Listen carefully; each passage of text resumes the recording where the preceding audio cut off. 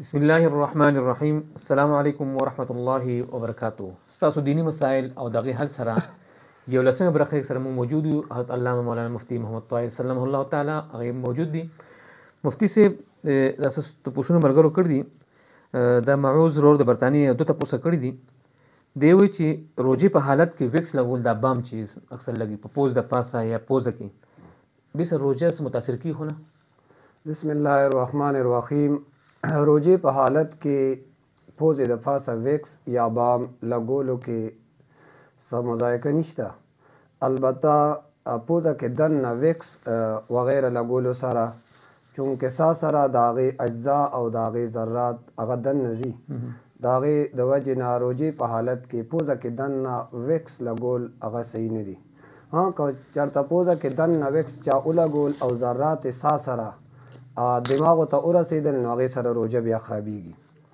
باقي سینې د پاسه که ویکس څوک لګوي یا بام لګوي هغې سره روجه نه ماتېږي، معنا روجې باندې د هغې هېڅ اثر نه پرېږدي. دا دویم تپوس هم موز بایکۍ د برطانیې نه چې آیا بړاس دا باب چورکې سر یو لوښي د پاسه کې پکې هغه اوبه پرتي اوبه راځي نو دی دا بړاس اخلي نو دې سره روجې باندې اثر غورځېږي. چونکې بړاس د کولو د وجې نه کم اوبه چې هغه بخاراتو کې بدلی شي او بیا د پوزې په لار چونکې خېټې د دننه ځي د دې وجې نه روجې په حالت کې د بړاس کولو اجازت هغه نشته او دې سره روجه خرابېږي.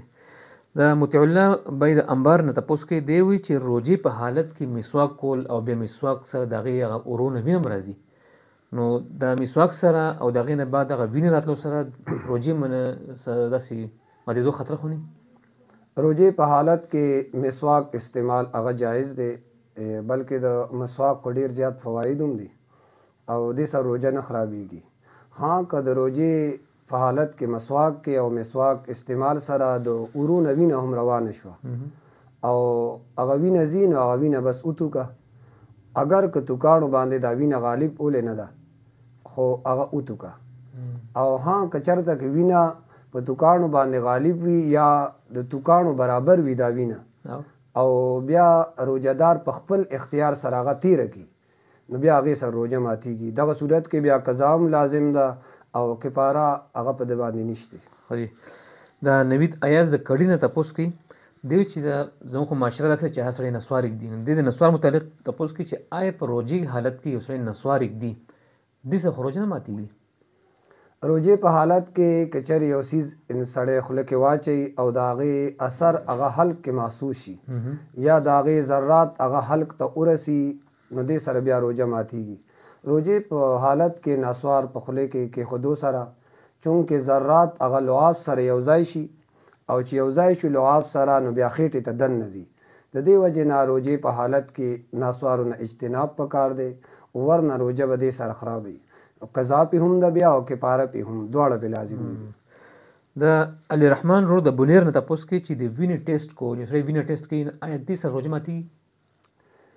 ګوره روجې په حالت کې د بدن ظاهري حصې نه وینه ایستل هغې سره روجه نه خرابېږي، لہذا دې صورت کې روجهدار دپاره د وینې ټیسټ هغه جایز دی، هېڅ روجه دې سره خرابېږي نه جي. عزتمندو دا ستاسو تپوسونه او مفتي صاحب د هغې مختصرا جوابات درکړو.